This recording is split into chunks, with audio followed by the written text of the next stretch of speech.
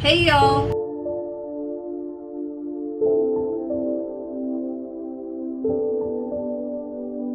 Welcome back to my channel, a community of modern witches and witch adjacent folks interested in magic, witchcraft, and spirituality of the North. And today we have part 2 of our super fun interview with Jaguar Blue about connecting with the Fae.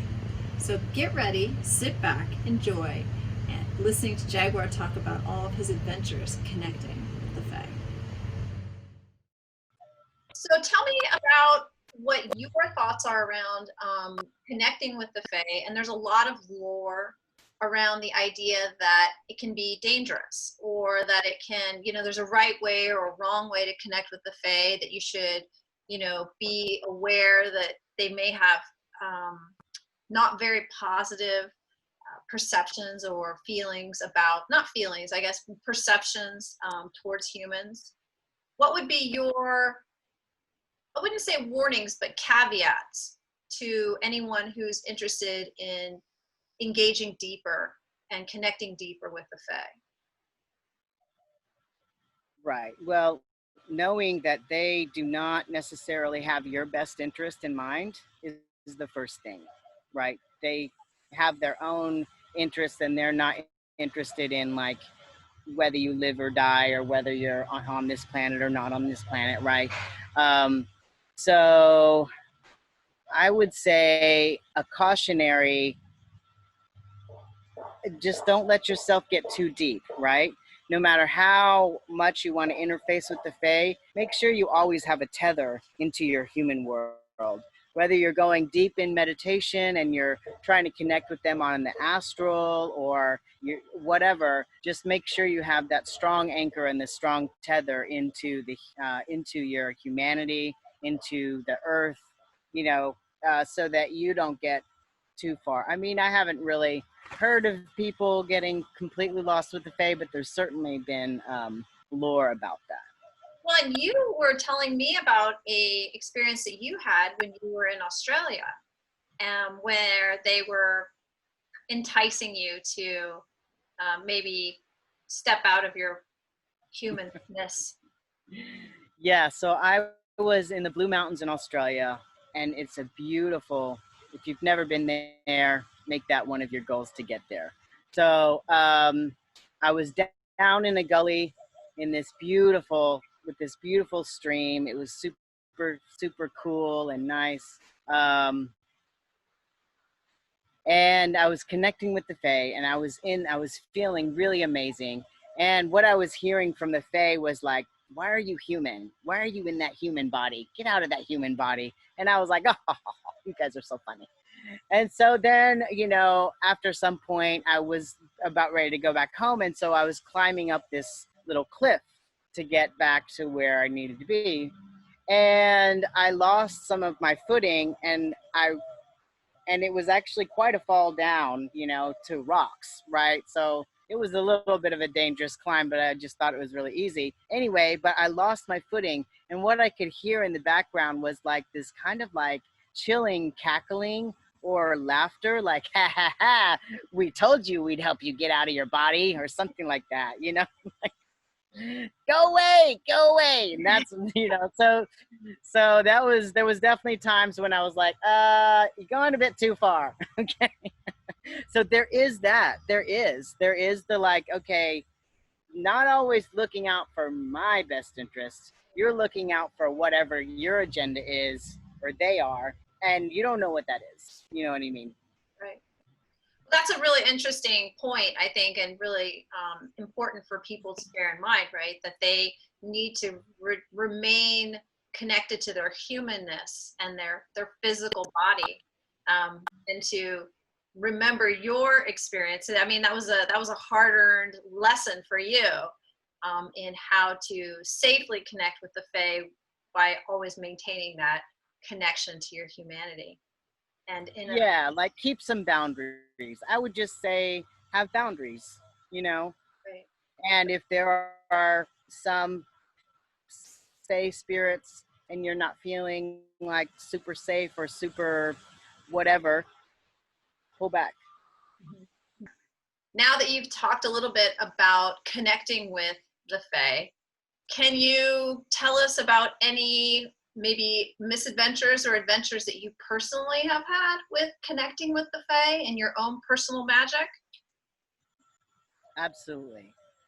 So I remember one time I was at a witchy gathering, and we were doing aspect, which is connecting with spirit and allowing the spirit in your body just a tiny bit. So we were aspecting with nature spirits. So some people were getting butterflies, some people were getting birds, and right away a little fairy or some kind of like tree spirit, a sprite or something, hopped up on my shoulder and was like, "Okay, I'm here. Let's go play." And I do believe that that little being, so he didn't understand at all when my response was, "Oh no, we can't play right now. I have to wait until the teacher is finished talking." So, and there were just lots of other little things that we did together. So we sat down, and I remember him just kind of checking everything out, and really getting fascinated by the glass on my watch, and like trying to figure out like what this surface was, like why you could see through it, and it was so smooth. And so he wanted to get a rock and break it so that he could figure out what it was about. And I was like, we're not going to do that. So then there was a car. We happened to come across a car. And this being, this little creature got very excited about the car. So I was like, okay, we're going to go. Okay, we can just go up to the car a little bit. And so he was really wanting to feel the car. So there was a lot of feeling and knocking and like exploring the glass. And he wanted to kick the car just to try to see how much force it would take to like do some damage or whatever. But I was like, we're not going to kick the car. So then he really wanted to go inside, and he wanted to drive. Not driving, but maybe we can go inside. So we went inside the passenger, we opened the door, and he's very excited. Sat inside the passenger seat, closed the door, and it was like a kid in a candy shop, like, what are we gonna touch next? So we kind of like touched all of the insides and the different textures, and he seemed very excited. And so then there was the glove compartment was right in front of us. So we opened the glove compartment, rifled through the glove compartment, like kind of like irregardless of like the stuff that was in it, like just throwing everything out, finding a candy bar, eating the candy bar. It was gross. Throwing it back. This isn't anybody's car that you knew who their car was, right? This was just a random car. This is a random car. I mean, I think I was a little bit naughty but their excitement was so big. I just wanted to like let them have a treat, you know? And I was kind of letting them run rampant a little bit. And then when we came back to the group, like, there wasn't as much attention paid to devocation and to like really making sure that the entities were separating from you and that you were separating from them. So like, I think something happened. Somebody wanted to write in their journal, so that took some of the time. But anyway, so I didn't get separated from this creature. We went to lunch. And at this point, I felt like I was, at this point, the relationship had gotten deeper. So I remember tiptoeing to the lakefront and watching everybody like enjoying the lake and not wanting to, kind of recoiling it from it, but also feeling like I had to go because this is where, like, I got to go back. I've got things to do. So I did go back, and I found my sister. I had my sister, beautiful sister, was there with me. I found her, and I was like, hey, I think something happened. And she looked in my eyes and was like, yeah, something's happened. Come with me. And so we had, in the class, we had painted our face to kind of like be closer to the being that we were wanting to interface with. And so I was green.